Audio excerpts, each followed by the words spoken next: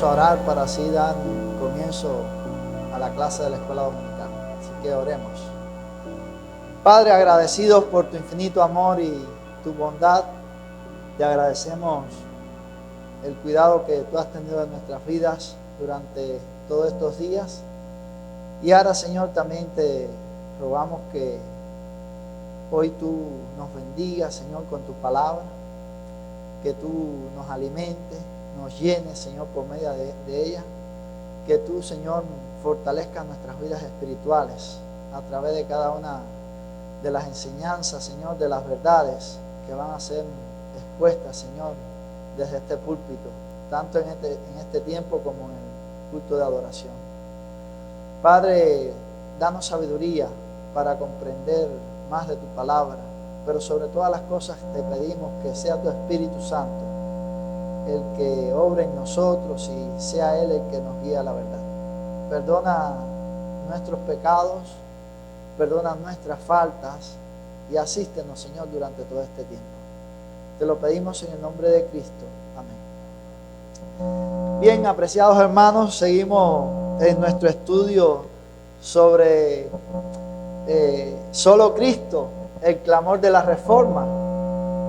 Y hemos estado llevando esta serie aquí en nuestra iglesia que tuvo una parte de historia y ahora estamos en la parte doctrinal de esta serie que trata sobre aquellas verdades que los reformadores defendieron, aquellas verdades que los reformadores desempolvaron y trajeron nuevamente a la luz. No eran verdades que ellos inventaron, porque realmente ellos no las inventaron, estaban en las Escrituras. Sencillamente ellos lo que las volvieron a sacar a la luz, las desempolvaron, pudiéramos decir, y vieron que esas verdades no podía la iglesia mantenerlas ocultas, sino que eran verdades que tenían que ser anunciadas, eran verdades que tenían que ser proclamadas. Pero a la iglesia de aquel entonces no le convenía eso, y estamos entonces nosotros estudiando estas verdades. A mí me ha tocado este tema que es maravilloso, que me encanta, que es solo Cristo, el clamor de la Reforma. Y hemos estado hablando acerca de la expiación del Señor Jesucristo. Hemos hablado ampliamente acerca de ese tema, pero no quiere decir que es un tema que se ha agotado. Al contrario, hay muchas cosas más que aprender acerca del tema de la expiación del Señor Jesucristo. Y en este tema, dentro de este tema, ya finalizando en nuestra última clase, hemos estado viendo los oficios de Cristo y hemos dicho que aunque hay teólogos que piensan que no se debe hablar así de los oficios de Cristo, la gran mayoría de los teólogos, de los más grandes teólogos en sus teologías, hablan y mencionan los tres oficios de Cristo, porque estos oficios son importantes y tienen que ver también con nuestra redención. Por eso decíamos el domingo pasado que nosotros debíamos adherirnos a esos teólogos, es decir, seguir esos teólogos que sí mantienen los tres oficios de Cristo, porque son importantes y de hecho lo que hace es que nos permite y nos ayuda a tener más claridad sobre el asunto de la expiación del Señor Jesucristo. Ya hemos visto el oficio de sacerdote, ya hemos visto el oficio de profeta, y hoy nos toca el oficio de rey. Así que vamos a estar viendo a Cristo en su oficio de rey. Y tengo un texto que ya he estado usando ampliamente durante estos estudios desde el principio, pero quiero una vez más retomarlo. Está en 1 Timoteo 2, del 5 al 6, que dice: porque hay un solo Dios y un solo mediador entre Dios y los hombres, Jesucristo, hombre. Un solo Dios, como dije desde la primera clase. Esta doctrina cristológica son una defensa a la unidad de la persona de Dios, que nos aseguran en las profundidades de estas verdades, que nos enseñan a Dios obrando la salvación en todos sus aspectos, en todas sus aristas. Así que es un Dios. Nosotros creemos en un solo Dios. Dios es uno, pero a la misma vez nosotros creemos que ese Dios que es uno es Padre, es Hijo y es Espíritu Santo, y es lo que nosotros conocemos como la doctrina de la Trinidad. es una doctrina profunda y difícil de explicar para nuestras mentes finitas, pero es una doctrina que está revelada en las Escrituras, y como está revelada en las Escrituras, nosotros tenemos que hablar de ella, tenemos que anunciar acerca de ella, porque ahí nosotros vemos en todas las Escrituras, desde el Antiguo Testamento hasta el libro de Apocalipsis, nosotros podemos encontrar estas verdades de que nosotros le llamamos la Trinidad. El término Trinidad no aparece en las Escrituras, pero esa verdad que queremos de una manera imperfecta mostrar con ese término de Trinidad, sí está en las Escrituras. Dios es uno, y a la misma vez ese Dios que es uno es Padre, es Hijo y es Espíritu Santo. Así que es una verdad que trasciende nuestras mentes.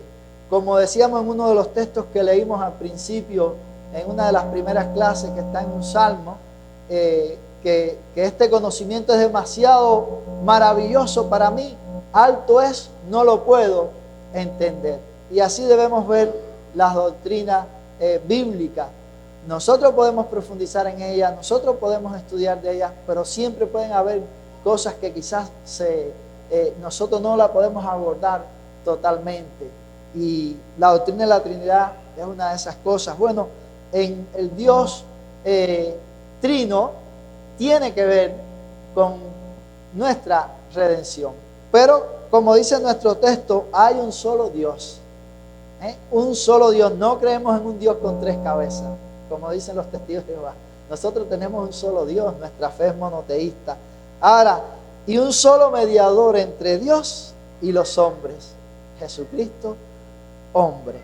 Un mediador puede ser traducido también como un árbitro o un garante, alguien que garantiza que se cumplan las partes de un pacto, y cada uno de los oficios de Cristo es en lo que vemos, un garante para que los términos de un pacto sean cumplidos. Es decir, que estos oficios, eso es lo que quieren hacernos ver, que cada uno de los términos de ese pacto puedan ser cumplido. Dicho de otra manera, los tres oficios de Cristo nos ponen en contexto para asegurarnos que Jesús es el mediador de un nuevo pacto. Así que esos tres oficios, eso es lo que hacen, asegurarnos, garantizarnos que Jesús es el mediador de un nuevo pacto y que ese pacto pueda cumplirse a cabalidad, que no falte nada de ese pacto, que no haya ningún fallo en ese pacto. Así que si nosotros podemos estar tranquilos y seguros en el pacto, en el nuevo pacto, es precisamente por eso, porque quien lo garantiza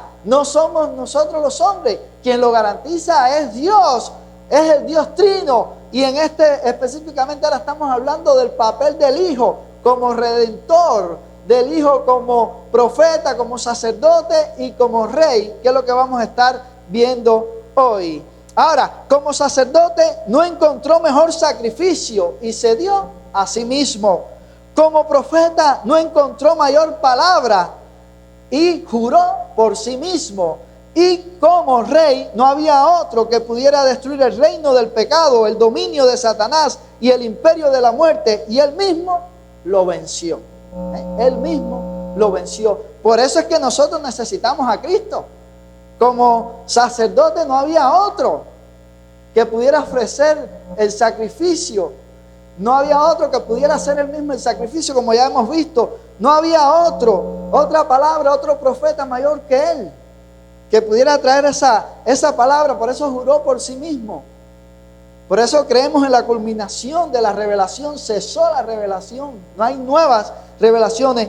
Pero como rey, él es el único que puede destruir el imperio de la maldad. Él es el único que destruye a Satanás. Él es el único que ha vencido el imperio de la muerte. Él es el único. Si nosotros podemos tener esperanza de resurrección, es por medio de él. Porque como Cristo resucitó, así también nosotros, los que tenemos nuestra esperanza en él, también resucitaremos. Y la Biblia, hay un texto que está en Hebreos 10, del 6 al 14, que yo quiero darle lectura a este pasaje de la Biblia. Yo sé que ya lo hemos leído anteriormente, pero va a ser importante para nosotros también poderle dar lectura una vez más a este pasaje de las Escrituras. Es Hebreos capítulo 10, verso 6 en adelante, 6 al 14, dice así: holocausto y expiación por el pecado no te agradaron. Entonces dije, he aquí que vengo, oh Dios, para hacer tu voluntad, como en el rollo del libro está escrito de mí, diciendo primero, sacrificio, ofrenda y holocausto y expiaciones por el pecado no quisiste, ni te agradaron, las cuales cosas se ofrecen según la ley, y diciendo luego, he aquí que vengo, oh Dios, para hacer tu voluntad. Quítalo primero para establecer esto último. En esa voluntad somos santificados mediante la ofrenda del cuerpo de Jesucristo, hecho una vez para siempre. Y ciertamente todo sacerdote está día tras día ministrando y ofreciendo muchas veces los mismos sacrificios que nunca pueden quitar los pecados. Pero Cristo, habiendo ofrecido una vez para siempre un solo sacrificio por los pecados, se ha sentado a la diestra de Dios. De ahí en adelante, esperando hasta que sus enemigos sean puestos por estrado de sus pies, porque con una sola ofrenda hizo perfecto para siempre a los santificados. Así que un sacerdote dice que no fuera imperfecto ni trajera una ofrenda incompleta. Ese es Cristo, es lo que hemos estado viendo. Por eso dice, vengo Dios para hacer tu voluntad. Y en esa voluntad dice, somos santificados mediante la ofrenda del cuerpo de Jesucristo, hecha una vez para siempre. Así que por medio de Cristo, por medio de su sacrificio, de esa voluntad, dice que nosotros somos santificados. Por medio de ese sacrificio único y perfecto de Cristo. Pero Cristo, habiéndose ofrecido, dice, una vez para siempre. Es decir, un solo sacrificio por los pecados, se ha sentado a la diestra de Dios hasta que sus enemigos sean puestos por estrado de sus pies. Es decir, Jesús dice que está sentado ahí a la diestra de Dios hasta que sus enemigos sean puestos por estrado de sus pies. Ahora, esto es un sacerdote, un profeta. Dice la Biblia en Hebreos, Dios habiendo hablado de muchas maneras a los padres por los profetas, y en estos postreros días nos ha hablado por el Hijo. El texto no tiene el artículo, es como si el Hijo fuera un idioma particular. Dios nos ha hablado en Hijo. Esa es la idea que está ahí en el texto. En nuestra Biblia dice por medio del Hijo, pero lo que realmente dice es en Hijo. Dios nos ha hablado en Hijo, a quien constituyó heredero. No, el texto no tiene el artículo, es como si el Hijo fuera un idioma particular. Dios nos ha hablado en Hijo. Dice, a quien constituyó heredero de todas las cosas, por medio de quien hizo también el universo. Cristo es el heredero de todas las cosas, es por medio del que se hizo el universo. La Biblia habla de Cristo como creador del universo. La Biblia menciona a Dios como creador y al Dios Trino, y todos tuvieron parte en eso, pero también del Hijo se dice que es creador del universo. Él es el resplandor de su gloria, la expresión exacta de su naturaleza, y sostiene todas las cosas por la palabra de su poder. Después de llevar a cabo la purificación de los pecados, se sentó a la diestra de la majestad en las alturas. Esto nos habla de que Cristo es un rey exaltado, mis amados hermanos, un rey exaltado, y un rey que el imperio de la muerte ya fue vencido. Satanás está vencido, Satanás está destruido, pero por supuesto le espera su destrucción final. Por eso dice, hasta que sus enemigos sean puestos por estrado de sus pies. Pero Satanás está vencido. Satanás sabe perfectamente que él ha sido acabado por la obra perfecta de Jesucristo mientras vivió en este mundo, murió ahí en la cruz y resucitó. Recuerden que en la primera clase nosotros hablamos de la redención o de la expiación, y dijimos que no solo es el acto de redención allí en la cruz, no solo podemos pensar en eso, sino también en la vida que Jesús vivió, porque Él tenía que vivir la vida que nosotros no podíamos vivir, y morir la muerte que nosotros tampoco podíamos morir. Eso lo tuvo que hacer Cristo para obrar nuestra redención. Por eso en nuestra definición de expiación hablamos de la vida de Cristo y hablamos de la muerte de Cristo en la cruz del Calvario. Por eso Jesucristo es la única esperanza para el pecador. No hay otra esperanza, hermanos míos. Solo en Cristo hay esperanza por las condiciones de su persona, por la condición de su obra, por el poder de su obra. No hay otro ser en quien el hombre pueda refugiarse para encontrar estas bendiciones de la gracia, para encontrar la reconciliación con el Padre. Únicamente por medio de la obra del Señor Jesucristo, el hombre puede obtener semejantes bendiciones. Así que el primer punto de nuestra clase es Cristo en su oficio de rey. Cristo en su oficio de rey. Y nosotros pudiéramos preguntarnos, ¿quién es este rey? Pudiéramos hacernos esa pregunta y pudiéramos ir a todas las escrituras y hablar de las profecías que anunciaban a este rey. Porque desde el Antiguo Testamento se habla de este rey. Y se habla de este rey que iba a venir del linaje de David, y se nos dice que este iba a tener un reino eterno, un reino por siempre. Bueno, ese rey anunciado es el Señor Jesucristo. El rey llegó y también cumplió todas las profecías del Antiguo Testamento. Este rey vino y cumplió todo lo que se había dicho acerca de él en el Antiguo Testamento. Ahora, Cristo en su oficio de rey, el nombre y su oficio. Ahí en Apocalipsis 19, 11, 16, miren lo que se nos dice. Entonces vi el cielo abierto y aquí un caballo blanco, y el que lo montaba se llamaba Fiel y Verdadero, y con justicia juzga y pelea. Sus ojos eran como llamas de fuego, y había en su cabeza muchas diademas, y tenía un nombre escrito que ninguno conocía sino él mismo. Estaba vestido de una ropa teñida en sangre, y su nombre es el Verbo de Dios. Dice, se habla de este rey y se nos dicen algunas cosas. Se llamaba Fiel y Verdadero.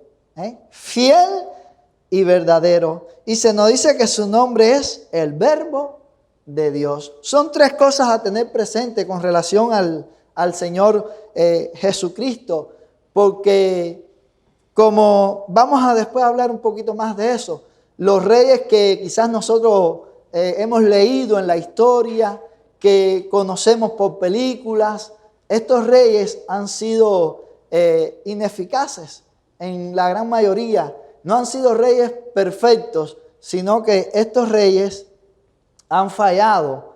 Pero el Señor Jesucristo, como se nos dice aquí, es fiel y verdadero. Es fiel y verdadero. Y eso nos debe motivar a nosotros como creyentes a saber que nuestro rey es completamente diferente a los reyes del mundo. El escritor de Apocalipsis fue el mismo que escribió Juan 1:14, así que no hay duda de que hay unidad en el desempeño de los distintos oficios de la persona de Cristo. Este jinete que describe Juan tiene elementos muy llamativos, se llama Fiel y Verdadero, y tiene un nombre escrito que nadie conoce sino él, y su nombre es el Verbo de Dios. Y en su manto y en su muslo tiene un nombre escrito: Rey de Reyes y Señor de Señores. Hermano, nuestro rey es el Rey de Reyes. Está por encima de cualquier rey que nosotros hayamos oído hablar, de cualquier rey, por muy bueno que haya sido. El Señor Jesucristo está por encima, porque Él es Rey de Reyes. Él es Señor de Señores. Esos términos implican que Él es superior, que Él está por arriba, que Él es inigualable, inalcanzable como Rey. Otros reyes nunca la han podido superar, ni los mejores reyes. Nosotros podemos pensar en el reinado de David. El reinado de David, por bueno que haya sido, no puede superar el reinado de Cristo. Ni Salomón tampoco, ni ningún otro rey que nosotros pudiéramos pensar que fue bueno. Ninguno puede superar el reinado de Cristo, porque Él es Rey de Reyes y Señor de Señores. Por eso todos nosotros debemos estar rendidos a sus pies, porque hemos sido alcanzados con su sangre, hemos sido redimidos con su sangre. Entonces nosotros como redimidos por Él, como súbditos de este rey, nosotros nos debemos a Él, le debemos lealtad, le debemos obediencia, le debemos adoración, le debemos consagración a este Rey, hermano. Nosotros no podemos vivir a nuestra manera, sino que tenemos que vivir para este Rey que nos ha alcanzado, que no es cualquier Rey. Recuerde que es Rey de Reyes, Rey de Reyes y Señor de señores. Está por encima de todos. No hay nadie por arriba de Él. Eso es lo que quiere decir. Una figura representativa que denota autoridad, justicia y poder. Eso es un rey. Cuando alguien piensa en los reyes, en eso es que se está pensando propiamente. Las naciones antes tenían reyes. Todavía hay países como Inglaterra, bueno, tienen una reina. Y en España también, que tiene que ver con la monarquía. Pero como dijimos, son reyes imperfectos. Ninguno de estos reyes puede ser comparado con el Señor Jesucristo, que es el verdadero Rey, Rey de reyes y Señor de señores. En este contexto, la figura de un rey denota autoridad y poder absoluto en toda la extensión de su reino. Así que cuando nosotros pensamos en un rey de la antigüedad, eso es lo que había, pero cuando pensamos en Cristo como Rey de reyes, nosotros tenemos que pensar en el que tiene la verdadera autoridad. El que tiene la verdadera autoridad, el que tiene el verdadero poder sobre todo, que se extiende sobre todo el universo. La palabra del rey es definitiva y superior. Es la ley. Cuando un rey en la antigüedad hacía un decreto, esa era la ley. Eso es lo que había que hacer en todo el reino. Y el que se opusiera a eso, bueno, podía acarrear serias consecuencias. En el caso del Señor Jesucristo, Él es la palabra, como hemos dicho, definitiva y superior. Él es la ley. Entonces, ¿a dónde nosotros vamos a mirar? A Él. A Él es que nosotros tenemos que mirar. Nosotros no podemos estar mirando a otros. Nosotros no podemos estar mirando a hombres. Nosotros tenemos que mirar a Él. Y tenemos que mirar a Él por medio de su palabra, que Él nos las ha dejado. Y si hay hombres que hablan la palabra, pero de repente se empiezan a desviar, nosotros sencillamente estamos llamados ¿a dónde? A mirar a la palabra, no a mirar a esos hombres. Dice las Escrituras en el Salmo 40, verso 6, bienaventurado el hombre que no mira a los soberbios, ni a los que se desvían tras la mentira. Nosotros no podemos mirar, no podemos confiar en los soberbios. Ni siquiera en aquellos que a lo mejor en un momento andaban bien, pero de repente empiezan a desviarse. Dice, ni a los que se desvían tras la mentira. Nuestra mirada tiene que estar en el Rey. En el verdadero Rey, que Él es nuestro verdadero guía. Los otros son instrumentos que usa ese Rey. Pero si esos instrumentos dejan de dar el sonido que tienen que dar, el sonido que el Rey quiere que dé, la voz que el Rey quiere que dé, entonces esos instrumentos tienen que ser desechos. Tienen que ser puestos de lado. Y nosotros tenemos que seguir entonces en pos del verdadero Rey. La relación de los súbditos con el Rey es total, de total dependencia, obediencia y respeto diferente. Es decir que si nosotros somos súbditos, ¿qué le debemos a este Rey? Dependencia, debemos depender de Él. Dependemos de Él para todo. De hecho, este Rey, que es Rey de reyes y Señor de señores, que es el Creador, que es el dador de la vida, que es el dador de la salvación, que es el que ha perdonado nuestros pecados si estamos en Él, si hemos creído en Él, a este Rey le debemos dependencia. Debemos depender de Él en todas las cosas, hermanos. Nosotros los seres humanos somos muy independientes. Nosotros queremos vivir vidas independientes. De hecho, ese fue el pecado de Eva y de Adán. Ellos querían independizarse. Ellos no querían darle cuenta a nadie. Ellos querían ser como Dios. Independencia. Eso habla de independencia. Y nosotros queremos total independencia. Que nadie se meta en nuestras vidas. Que nadie nos controle. Pero ¿sabe usted que si usted es un hijo del Rey, usted depende de Él? Y Él sí se va a meter en su vida. Él sí se va a meter en su vida. Porque Él tiene, como hemos estado diciendo, toda la autoridad. Y Él te creó. Pero no solo te creó. Él te redimió. Así que tiene doble autoridad sobre ti porque es tu Salvador. Le debes toda dependencia, le debes obediencia a ese rey. No para ser justificado, no para ser salvo, sino porque ya fuiste salvo. Por eso necesitas obedecerle. Sí, porque ahora no se puede hablar de obediencia porque es legalismo. Y cuando tú hablas de obediencia, porque no podemos rendir una obediencia perfecta, eso es verdad. Pero Dios se ha puesto en nosotros el querer como el hacer por su buena voluntad. Es el obrar de Dios en nuestras vidas y que en ese obrar nosotros estamos fallando. Por eso necesitamos confesar nuestros pecados y arrepentirnos de él, dice la Biblia, cada día. Pero hay obediencia, hay un anhelo, hay un deseo que viene de Dios en nosotros de querer obedecerle. Entonces le debemos a Dios obediencia y le debemos respeto. Le debemos respeto, le debemos temor a Dios. Cuando hoy en día hay gente que no quiere que se hable del temor de Dios y cuando uno habla del temor ellos lo quieren tergiversar, dicen que miedo. Nosotros no le tenemos miedo a Dios porque estamos en Cristo. Cuando hablamos de temor no hablamos de eso, hablamos de respeto a Dios, de reverencia a Dios. Ese es el temor de Dios. El temor de Dios es apartarse del mal. Es decir, es rehusar, es rechazar a aquellos que no honra a Dios, que no agrada a Dios. Ese es el temor de Dios. Ahora, los impíos sí deben tener temor de Dios. Temor de verdad, porque ellos, si siguen en ese estado, rechazando al Señor, ellos van rumbo a la perdición, van rumbo a la condenación eterna. Pero pensando en nosotros como súbditos, le debemos total obediencia al Señor. Los reyes utilizan diferentes elementos que los caracterizan en su desempeño. Su nombre, y se llamará su nombre admirable, consejero, Dios fuerte. Este rey que había sido anunciado y que llegó Dios fuerte, se reconoce su divinidad. Dios fuerte, Padre eterno, príncipe de paz.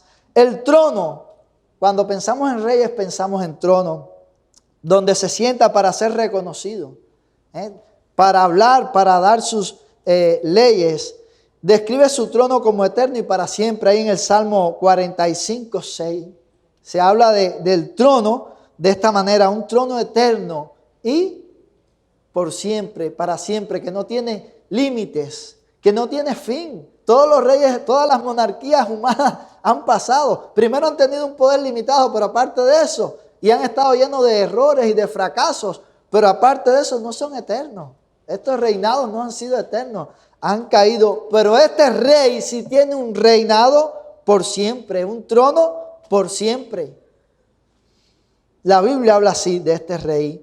El cetro, que representa su poder ejecutor, muchas veces en uno de sus extremos tiene el sello para autentificar sus decretos. Es el sello que se le ponía a cualquier documento que lo hacía, que fuera un documento auténtico, que era lo que estaba vigente, era el sello. Bueno, ahí en el cetro está ese sello. Y se habla de este rey nuestro, dice que tiene un cetro de justicia o equidad. El cetro es un cetro de justicia o de equidad. Es decir, que no es cualquier cosa, hermano. Un rey humano puede hacer cosas, dictar leyes que puedan ser injustas. Pero en el caso de nuestro rey, del Señor Jesucristo, es un rey verdaderamente justo. Así que su reinado se caracteriza por la justicia verdadera. Nosotros miramos a nuestro alrededor y vemos cuánta injusticia.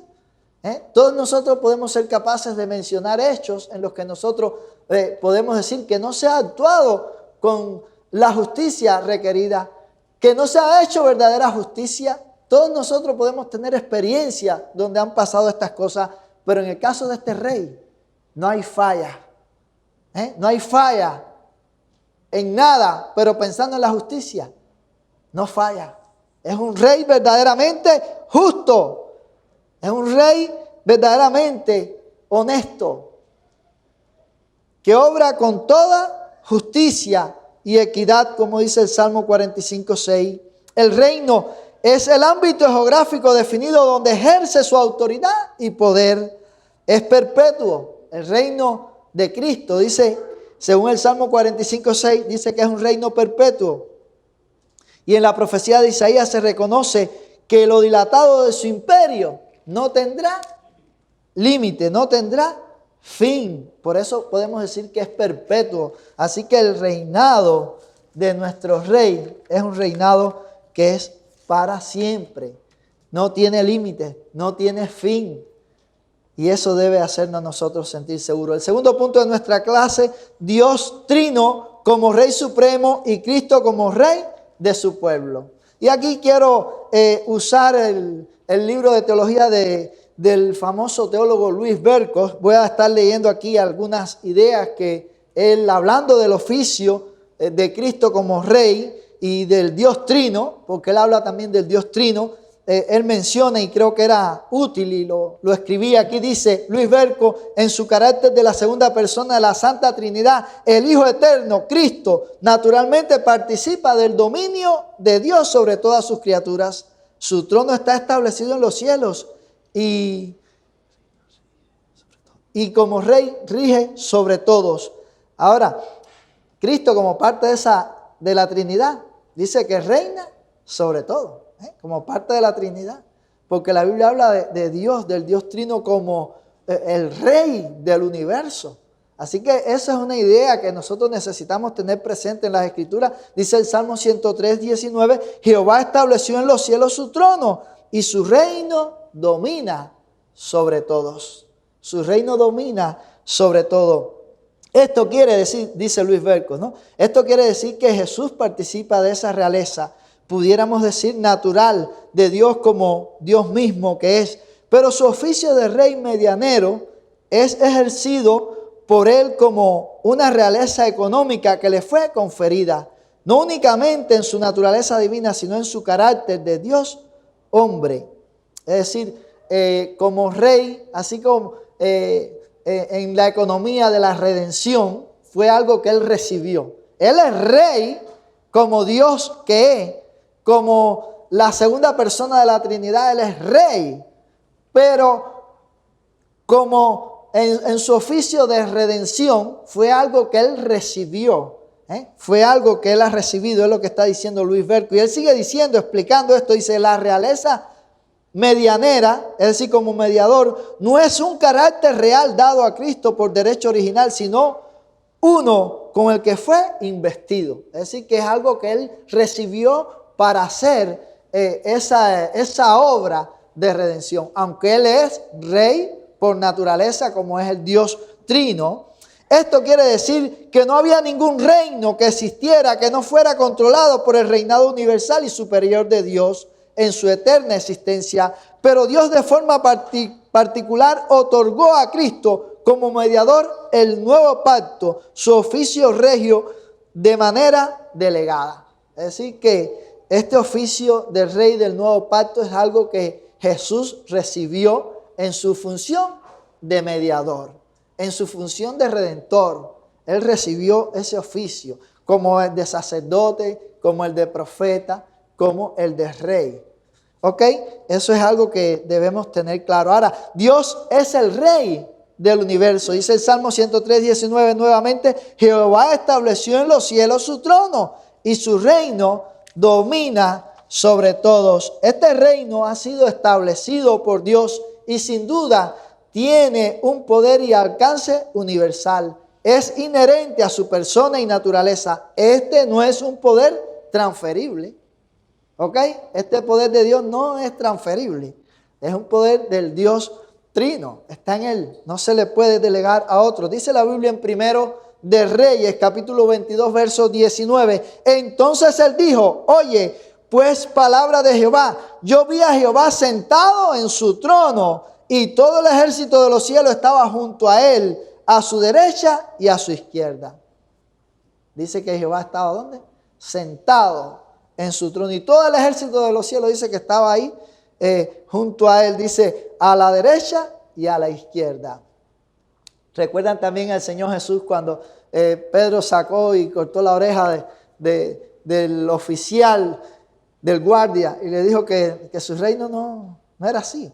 Que él podía buscar una legión de ángeles y tomar carta en el asunto. y no pasar nada. Pero no era el propósito de Dios. El propósito de Dios era que Jesús tenía que ser entregado, que la palabra tenía que cumplirse, que Jesús iba a ser traicionado, que Jesús iba a ser juzgado injustamente y que Jesús iba a morir ahí en la cruz para redimir a pecadores. Ese era el propósito y nada lo podía interferir. Ni aun el ejército celestial podía hacer esto, que se cuentan por millones de millones, dice la Biblia.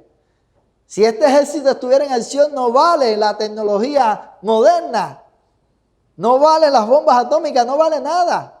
Dios es Dios sobre todas las cosas, hermanos, y su poder es inalcanzable. Por mucha tecnología, por muchas cosas, nosotros estamos sumamente limitados ante la acción divina. Si Dios quisiera destruirnos, solamente tiene que hablar y ya.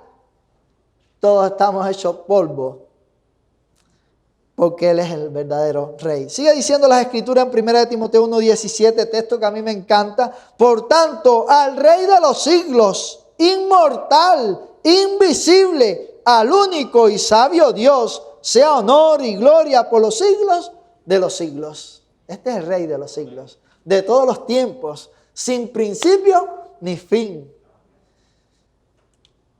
Dice que es inmortal, invisible, es inmortal. Jesús tenía que morir y murió ahí en la cruz, pero resucitó. Y tenía que hacer eso solo para poder redimir a pecadores. Era la forma. Por eso hablamos de Él como el sacrificio. Dice que Él, tengo poder para ponerla.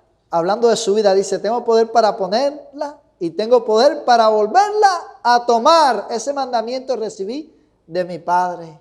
Es decir, Jesús tenía el poder para poner su vida allí, para entregarla, pero a la misma vez en Él estaba el poder para tomar esa vida nuevamente.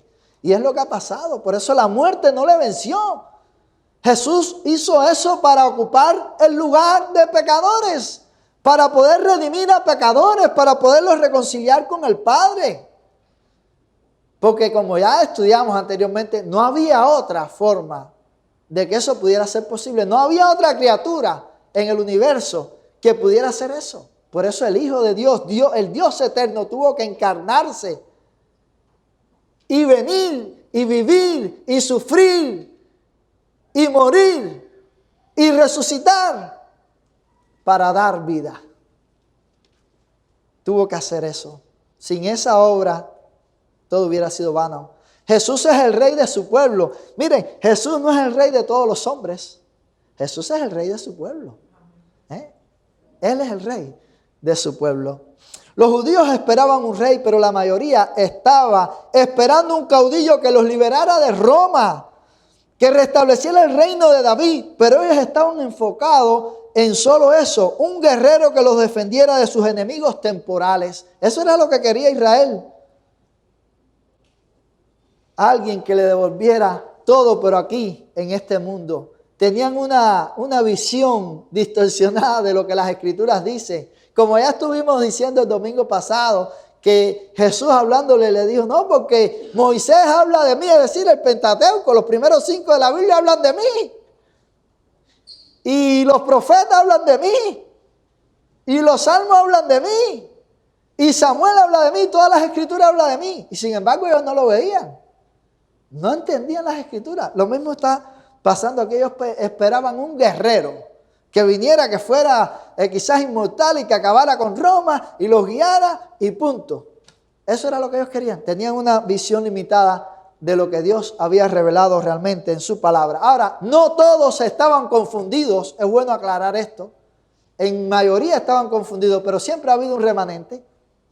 Siempre ha habido un remanente en medio de los israelitas que sí han entendido. Por ejemplo, tengo 2 personajes aquí. Simeón: ahora, Señor, despide a tu siervo en paz, porque han visto mis ojos tu salvación, la cual has preparado en presencia de todos los pueblos, luz para revelación a los gentiles y gloria de su pueblo Israel. Este anciano Simeón, que cuando yo leo esas palabras me estremece, reconoció que ese era el Mesías, era el Rey esperado, era el Salvador. Dice: ahora, Señor, despide a tu siervo en paz, ya yo puedo morir tranquilo, porque han visto mis ojos tu salvación. Este es el verdadero rey, este es el verdadero salvador, este es el verdadero rey de justicia. No necesitaban otro rey humano. Ese era el rey, la cual has preparado en presencia de los pueblos, luz para revelación a los gentiles y gloria de tu pueblo Israel. Un ministerio tremendo el de este rey. Para los israelitas, pero también para los gentiles. Los israelitas piensan que es para ellos nada más, que todo es para ellos.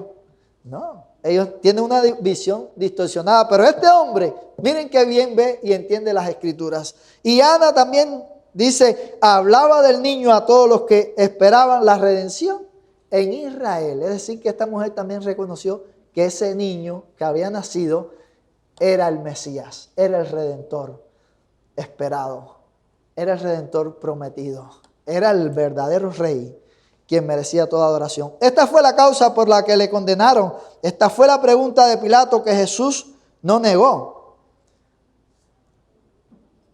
Pilato le preguntó, ¿eres tu rey? Y Jesús le dijo, ¿tú lo has dicho? Tú lo has dicho, yo sí soy el rey. Él nunca negó eso. Yo sí soy el rey. Ahí en Marcos 15:2 está eso. Así que Pilato, en su ignorancia, lo que hizo fue proclamar su grandeza, la grandeza de Cristo, porque él le dijo, tú lo has dicho, yo soy el rey, yo sí soy el rey. Nosotros necesitábamos un rey que venciera a nuestros enemigos naturales. No podía ser cualquier rey, tenía que ser uno que venciera a nuestros enemigos naturales. Por ejemplo, la reina de Inglaterra o el rey de Inglaterra, el de España, ninguno de esos reyes puede vencer los verdaderos enemigos del hombre. No lo pueden vencer, pero este rey que promete las escrituras, que es Cristo, este rey vino para vencer esos verdaderos enemigos. Y lo vamos a ver ahora. ¿Cuáles son los enemigos naturales del hombre? El pecado. El pecado. Dice la Biblia, no reine pues el pecado de manera que el hombre sin Dios es esclavo y está sujeto al pecado. Entonces, Cristo es el único rey que puede destruir el imperio del pecado. Cristo es el único rey que puede dar perdón al pecador. Nosotros necesitamos un mediador que venciera el pecado. Y este rey vino para eso, porque en él estaba el poder para destruir el imperio del pecado, el imperio de Satanás. Satanás es el príncipe de las potestades de este mundo. La rebeldía de Satanás, aunque decretada por Dios, es una afrenta a su voluntad santa. Así que nosotros necesitábamos un mediador que venciera esos principados y potestades del mal. Con su obra redentora, Cristo nos trasladó del reino de las tinieblas al reino de su amado Hijo. Dice, en quien tenemos redención por su sangre, el perdón de pecados. Nosotros necesitábamos un rey que nos libertara del poder de Satanás. Y eso lo hizo Jesús. Dice ahí en Colosenses que nos trasladó del reino de las tinieblas al reino de su amado Hijo, Jesús. Otro rey no puede hacer eso. Ni David podía hacer eso. Ni Salomón podía hacer eso. Que eran hombres creyentes, hombres con temor de Dios, imperfectos, pero con temor de Dios. Reyes que Dios nombró, con los que Dios actuó y que eran parte de ese linaje del que vendría Cristo. Sin embargo, ellos no podían tampoco destruir el imperio de la muerte, ni destruir a Satanás. No podían. De hecho, ellos mismos sufrieron por el pecado. Ellos mismos fueron presa del pecado. Pero este rey del que nosotros estamos hablando, que es Cristo, nunca fue presa del pecado. Nunca fue presa de Satanás. Satanás quiso hacerlo caer, pero no pudo. Así que en la tentación lo que se demostró es que no que Jesús no podía pecar. Lo que se demostró precisamente es eso. Que Él no iba a fallar. Este es un rey diferente. Y ese es el rey que puede traer libertad al ser humano. Libertad del pecado, libertad de Satanás, libertad de las tinieblas, libertad espiritual. Este es el rey que la puede dar. La muerte, cuánto temor las personas le tienen a la muerte.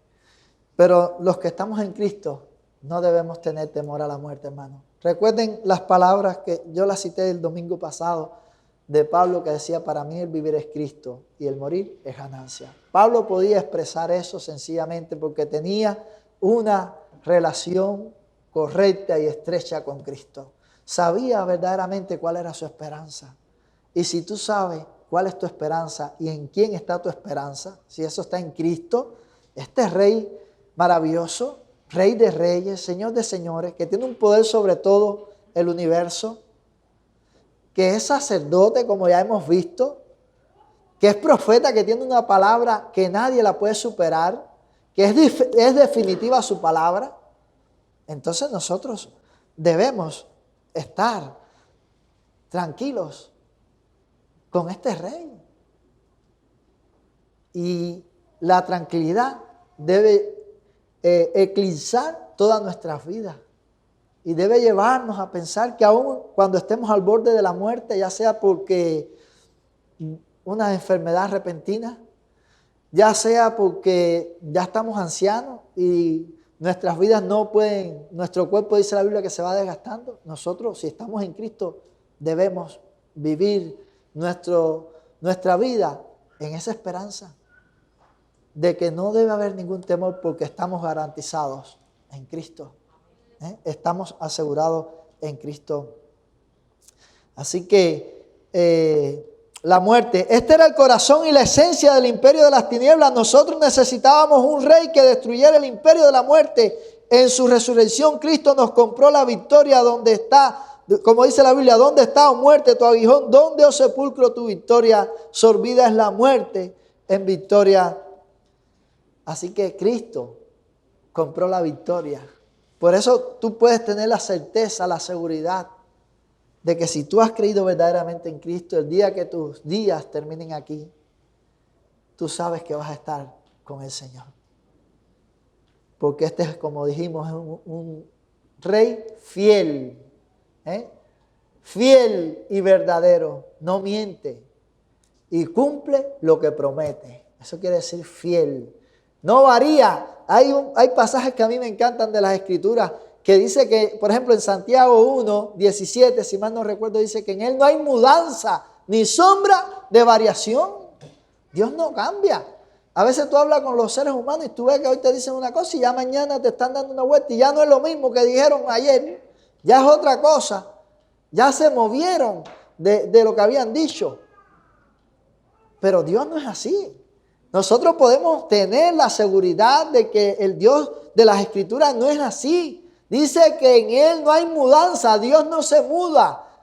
Quiere decir que no cambia, no varía. Hoy dice una cosa y mañana otra. Dios es coherente con toda su palabra.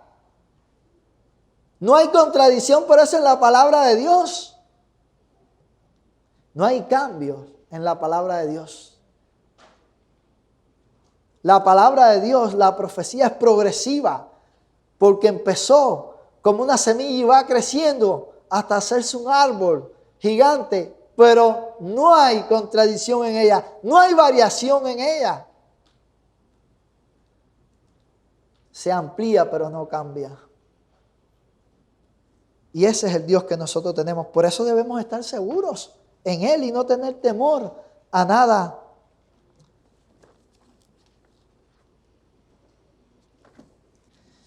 En Mateo 28:18 dice: y Jesús se acercó y les habló diciendo: toda potestad me es dada en el cielo y en la tierra. Este rey dice que tiene toda la potestad en el cielo y en la tierra. Y aquí habla de que también le ha sido dada esa potestad, como ya dijimos, que en la economía de la redención, ¿no? Él había recibido eso, había sido investido con ese poder, esa autoridad. Pero como Dios, el Dios Trino, segunda persona de la Trinidad, siempre tuvo esa autoridad. Así que Dios en su perfecta unidad es el Dios eterno, cuyo reino se describe en 1 Timoteo 1:17. Por tanto, al Rey de los siglos, inmortal, invisible, al único y sabio Dios, sea honor y gloria por los siglos de los siglos. Este Rey necesita ser adorado. Y si tú has sido alcanzado por este Rey, por su gracia, si tú has sido redimido por ese Rey, si tú has sido perdonado por ese Rey, entonces tú le debes respeto, tú le debes honor, tú le debes gloria. Por eso, ¿qué dice la primera pregunta del catecismo? ¿Cuál es el fin principal del hombre? Dice exactamente, glorificar a Dios y gozar de Él para siempre. Es decir, que nosotros fuimos creados para eso, para dar gloria a Dios. El pecado lo destruyó todo, pero una vez que hemos sido alcanzados por Cristo, ese sigue siendo nuestra meta, nuestro objetivo, dar gloria a Dios. Porque solo Dios merece la gloria. Solo este Rey eterno merece la gloria. Asimismo, el reino delegado de Cristo es el que fue anunciado por el profeta Daniel en Daniel 7, del 13 al 14. Miraba yo en la visión de la noche y aquí con las nubes del cielo venía uno como un hijo de hombre que vino hasta el anciano de días y le hicieron acercarse delante de él y le fue dado dominio, gloria y reino para que todos los pueblos, naciones, lenguas le sirvieran. Su dominio es dominio eterno que nunca pasará y su reino uno que no será destruido. Nuevamente una descripción, hermano, de este reino, de este rey. Pero dice, le fue dado dominio, gloria, reino, para que todos los pueblos, naciones y lenguas le sirvieran. Su dominio es dominio eterno, que nunca pasará. Y su reino que no será destruido. Eso es una bendición que nosotros tenemos. Si estamos en Cristo, somos parte de este reino. Nunca va a pasar, nunca va a ser destruido. Es el verdadero reino. Ahora, este reino de Jesús es un reino espiritual. Está relacionado estrechamente con la iglesia. Demuestra el carácter real de Cristo, no solo sobre los creyentes, sino sobre todo lo creado. Colosenses deja claro que Dios lo exaltó hasta lo sumo y le dio un nombre que es sobre todo nombre, para que en el nombre de Jesús se doble toda rodilla de los que están en los cielos, en la tierra y debajo de la tierra, y toda lengua confiese que Jesucristo es el Señor para la gloria de Dios Padre. Así que este reino también es un reino espiritual. Jesús habló y dijo que el reino de Dios está entre vosotros. Pero también nosotros encontramos pasajes en las Escrituras que dice que es como un reino futuro. Y cuando se habla de esto en escatología, se habla de esa manera. Como que el reino tiene una parte presente, pero a la vez una parte futura que está por llegar. Pero el reino de Dios está entre vosotros, dijo Jesús. Este reino ya está aquí. Aunque pueda tener un aspecto futuro, un aspecto escatológico, este reino está aquí. Y si usted es un creyente, usted es parte de ese reino. Y usted es un súbdito de este rey, de este verdadero rey, de este rey fiel. El propósito final del reino de Cristo es que todas las cosas se sometan y se sujeten a Dios, es decir, a Dios Trino, se dobleguen los enemigos, aún el Hijo mismo esté sujeto a Dios en su perfecta triunidad. Porque dice la Biblia que aún Él se va a sujetar, al que sujetó a Él todas las cosas. Así que podemos decir que como sacerdote no encontró mejor sacrificio y se dio a sí mismo. Como profeta no encontró mayor palabra y juró por sí mismo. Como rey no había otro que pudiera destruir el reino del pecado, el dominio de Satanás y el imperio de la muerte. Y él mismo lo venció. Él mismo hizo toda esa obra. Así que cuando pensemos en Cristo como sacerdote, pensemos en eso. Es el verdadero sacerdote, el mejor sacerdote y a la misma vez el sacrificio perfecto. Uno, único, un solo sacrificio y todo el problema está resuelto. Como profeta No encontró mayor palabra y juró por sí mismo. Cristo es la palabra definitiva. No piense en visiones, en revelaciones, en sueños. Esta es la palabra profética a la que tenemos que mirar, que es segura. No hay otra palabra. Ánclese en lo que es seguro, en lo que es verdadero, en lo que verdaderamente Dios ha inspirado. Deje las otras cosas que son invenciones de hombres. Cuando usted lee las Escrituras con seriedad, usted se da cuenta que aquello es invento, es emocionalismo o es engaño. Quizás son personas que han sido engañadas y que piensan eso. Pero no es lo que realmente a lo que la palabra de Dios nos lleva. Y como rey, nuestro verdadero rey no es el presidente de la nación, no es ningún rey humano, es Cristo, porque Él es el que verdaderamente destruye el imperio de la muerte, el imperio del mal, el imperio de Satanás. Él solo ha podido obtener libertad para nosotros, ya no somos esclavos del pecado, porque estamos únicamente en Él. Así que su reino, pudiéramos decir, que es un reino de poder, de justicia, de misericordia, de gracia, es un reino eterno, es un reino de amor, es un reino de verdad. Entonces, como tal, nosotros debemos ser promotores de este reino y de las características de este reino. Recuerden, hermanos, tenemos al verdadero rey. Y a ese rey nosotros le debemos toda la gloria, toda la honra. Hemos estado estudiando sobre la persona de Cristo y sobre la sola Escritura, sencillamente primero para ver de dónde salen estas verdades, por qué es bueno las Escrituras, por qué las Escrituras son confiables. Ya se habló ampliamente de eso. Ahora estas verdades que salen de las Escrituras es para que nosotros las tengamos presentes, para que nosotros las creamos, para que nosotros las vivamos, para que nosotros las anunciemos. Y en ellas se nos habla de Cristo y se nos habla como nuestra máxima necesidad. Pero nosotros tenemos que rendirle lealtad a Cristo. Toda esta obra perfecta de Cristo debe llevarnos a eso, a darle la gloria a Él, a darle la honra a Él, solo a Él. Mas nadie debe ser honrado ni glorificado, solo Cristo. Y se seguirán viendo otras verdades de las Escrituras, en la cual nosotros seguiremos viendo a nuestro Dios y estaremos viendo su gracia, su misericordia. Y todas estas verdades han de llevarnos a nosotros a estar de rodillas delante del Creador, dándole honra y gloria.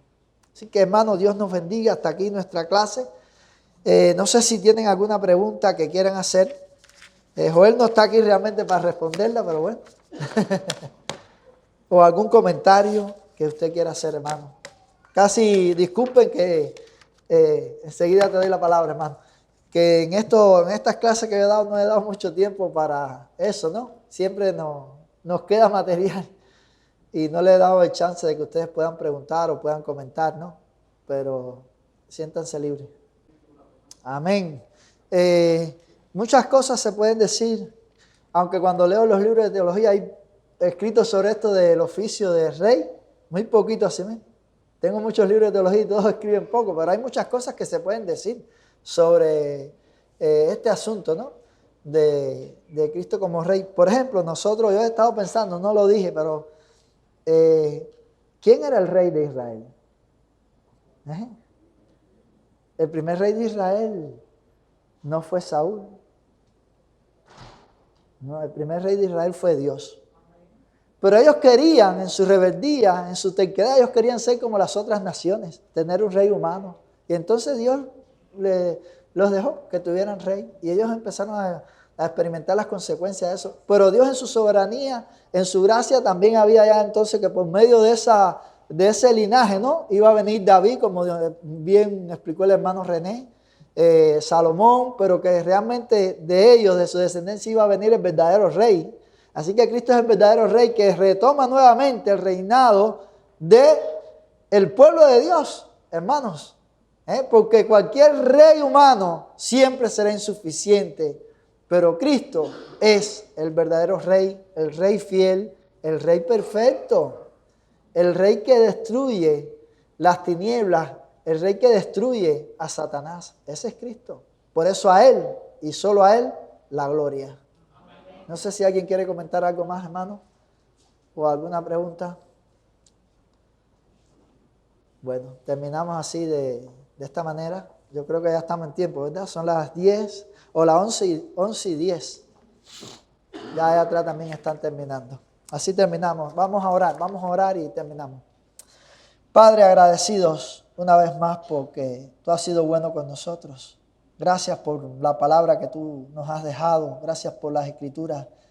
Danos la sabiduría, Señor, para entenderla. Ayúdanos, Señor, a exprimirla al máximo y a poder aprovechar cada gota de sabiduría, Señor, que en ella hay. Señor, te rogamos que sea tu Espíritu el que siempre nos esté guiando a cada uno de nosotros, para que podamos tener un entendimiento coherente con la verdad que tú verdaderamente nos has dado. Líbranos del error, líbranos, Señor, de irnos detrás de enseñanzas falsas. Cuida a esta iglesia, permite que esta pueda ser una iglesia siempre unida y pueda ser una iglesia también siempre en pos de la verdad revelada en las Escrituras, Señor. Ahí está todo lo que necesitamos. En el nombre de Jesús oramos. Amén.